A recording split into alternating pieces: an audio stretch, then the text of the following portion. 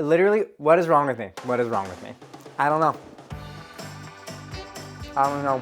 I can already feel the comments heating up down there. Hi y'all, welcome to Flambaé, my absolute dumpster fire of a cooking show. My name is Yanni. Today I'm gonna be walking you through the amazing recipe of Bon Appetit and their crispity, crunchity mashed potatoes. Carlo Lally Music and Molly Boz went on this hero's journey to discover what the best possible mashed potato recipe could be. Their recipe kind of is built off of German butterball potatoes. I don't have access to that. That doesn't exist in the grocery stores by me. And please understand that I live in New York City. I live in there's fancy grocery stores down the block. And yet this potato does not exist. It is not within arm's reach. So I want to take this recipe and kind of make it for a person who has access to regular ingredients. I'm using russet potatoes for this recipe. They happen to be very starchy potatoes, which may not be ideal for mashed potatoes, supposedly, but I don't believe that. I think it can work. So I want to put this to the test, see what it's like for a regular old Joe to make it home. Y'all, if you haven't already, please roast that like button. Set it ablaze. I would love for some new people to see my videos. Hit subscribe if you haven't already. Tap on that little notification bell. Mwah, on with the video. I've taken the liberty of pre-washing my potatoes. We're gonna pop them onto a baking dish. Now, with a lot of traditional mashed potato recipes, you might boil your potatoes. I think the reason we want to keep the water content in the potatoes to a minimum is so we activate as little starch as possible. This is going to prevent that glue-like, that sticky consistency. We want creamy and smooth, not sticky. So let's go ahead, let's throw these in the oven at 400 degrees Fahrenheit. I'm also going to cover them in foil, that way they cook just a little faster. While those potatoes are in their sweaty, hot oven environment, why don't we go over to the stove? We'll start on the crispity, crunchity mashed potato topping. Got my heavy bottom, my cast iron. Ooh, she's a heavy bottom. Now what we're gonna do is start putting these components together in this pan. I did not pay $14 for this bottle for it to not work. I'm literally gonna pop a blood vessel. A little olive oil, it's gonna soak this up, I'm telling you. I've got a loaf of challah bread. I'm a savage. Classy, bougie, ratchet. Okay, and I'm just gonna start tearing little teeny tiny pieces. Just tear it up. Now the reason I like using challah is because it's such a light and fluffy bread. So later when it dries out, it gets this really, really crispy quality. It's just like, you know, you can use any other kind of bread, but I just prefer something less dense. That way it gets that nice little like, that crispy bite. All right, I think that's enough. Next we move on to our potato chips. I'm gonna go ahead and put them in a smaller bag, because I'm not using all of them. And then, just crush them up, baby. Bite-sized, that's what we're going for, bite-sized. Now, I purposely bought unsalted chips. That way I can add as much salt as I see fit. I'm not trying to overwhelm y'all with the salt. Now we're gonna add a little handful at a time, a couple of sprigs. Let's see.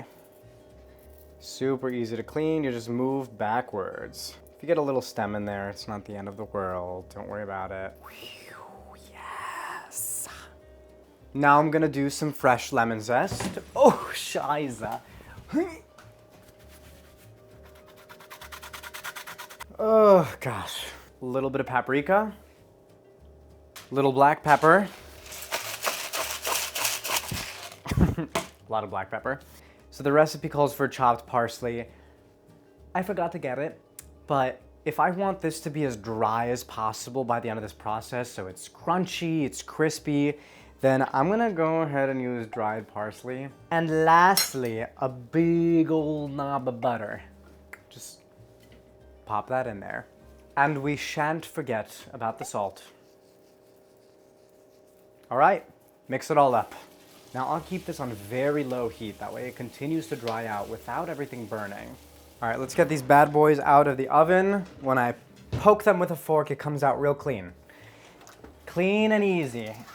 That's the name of the game, my friends. All right.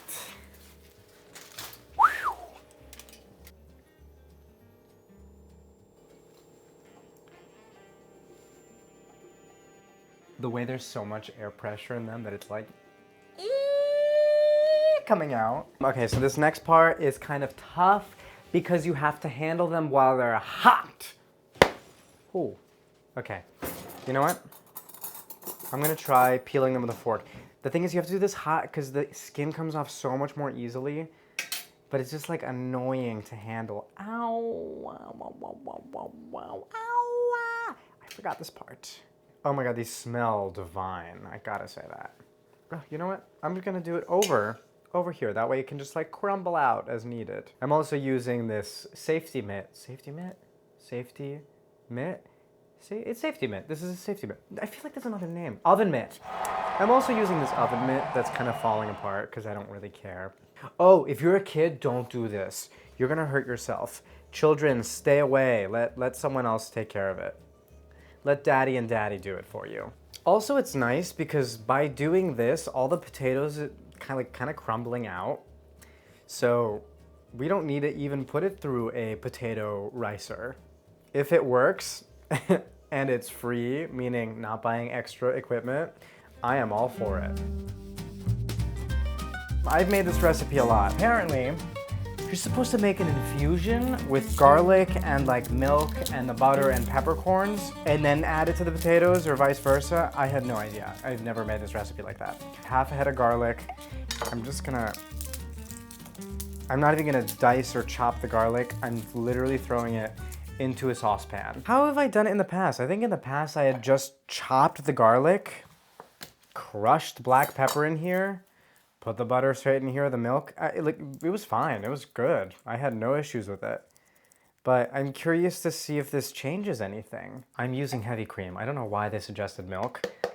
I get it, like heavy cream is heavy, but no. I disapprove of that part of the recipe. Like why are we going low fat? It's the holidays. Kerrygold, the good stuff. Now the recipe also calls for fresh thyme in here. Oh my God. I'm just gonna put the whole sprigs in, honestly, because we're gonna strain this anyway. I love fresh thyme. More than anything. More than everything. Fresh thyme. A lemon peel. And we're gonna save the lemon to squeeze on top later. Maybe, if I feel like it. The thing is, again, I don't wanna add any moisture on top. Unless it's like, you put it in your plate, you know? in that sequence of events, yeah, you can squeeze fresh lemon on top. I think you either want lemon like really, really far in the beginning with this thing, or like right before you stick that crap in your mouth. All right, let's throw it over the stove. Get a good simmer on it. Let it work its magic. I've got my broken up potatoes here. I brought this little bad boy to a simmer. The milk, butter, peppercorn, lemon, skin, thyme mixture. And I'm just gonna pour it in right into the sieve. Now you're gonna go ahead and mash this up. I'm gonna mash it up using this beautiful new masher sent from Pattern Brands. They have a new line, a new brand called GIR, Get It Right. So thank you y'all out there for sending this to me. I really appreciate it. Yes, gorgeous. Salt, it needs salt. Salt, salt, salt, salt. Ooh, the flavor is really good though. All right, this is looking pretty good. A nice creamy consistency. It's almost midnight. Oh my God. Well, we got this crispity crunchity thing over here. I'm also gonna add like Maldon flaky salt in here. This is less salty than sea salt by volume. And then it's like more enjoyable of a texture, you know? All right, this is looking pretty good. Heat's coming off. I'm gonna put some in a bowl for me. Time to eat. Let's dig in. Ow, oh mother, my finger.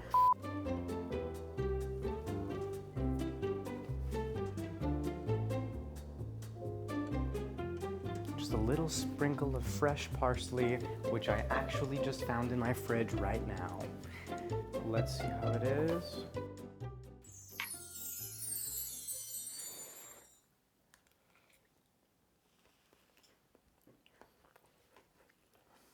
These are f***ing phenomenal. Crunchy, they're creamy, and like bright from the lemon, thyme. Gotta say, the challah, pretty good touch there. I'm now just realizing I forgot to put garlic in the topper, but that's okay. It could use a little bit more, but I want my mouth to stink after this. I want to scare off vampires by the time I'm eating these potatoes. These are amazing. Every time I've made these, everybody at the table says this is my favorite dish on the table. I'm not kidding. My only problem with this recipe is that, one, where am I supposed to find these fancy potatoes that those two ladies recommend? And two, my problem is why am I supposed to infuse like milk with butter and peppercorns and thyme and garlic?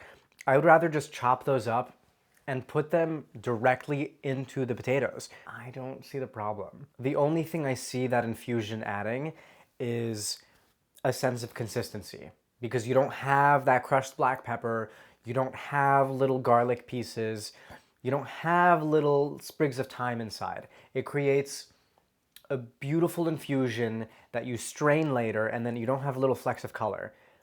But if we're gonna cover the mashed potatoes with this like topper whopper thing anyway, I don't see the point in having that perfect consistency. Honestly, I'd rather have that extra flavor from the chopped up garlic, from the crushed black pepper, you know? We're already covering it with stuff anyway. I don't see the need to make this fancy infusion. Infusion? Infusion. Infusion. You know when you say a word a lot and it loses meaning? Well, anyway, what a delectable, delicious recipe. Add whatever you want and put your own spices in there. Make it spicy. Sometimes I do red pepper flakes and it's so good. I was kind of in the mood to put chili garlic oil in these potatoes. I didn't for the sake of, you know, trying to be as close as possible to the recipe, but honestly, look at you, you're beautiful. So this is gochugaru, it is shallot, and it is a bunch of garlic in here. Now a little extra topper whopper, let's see.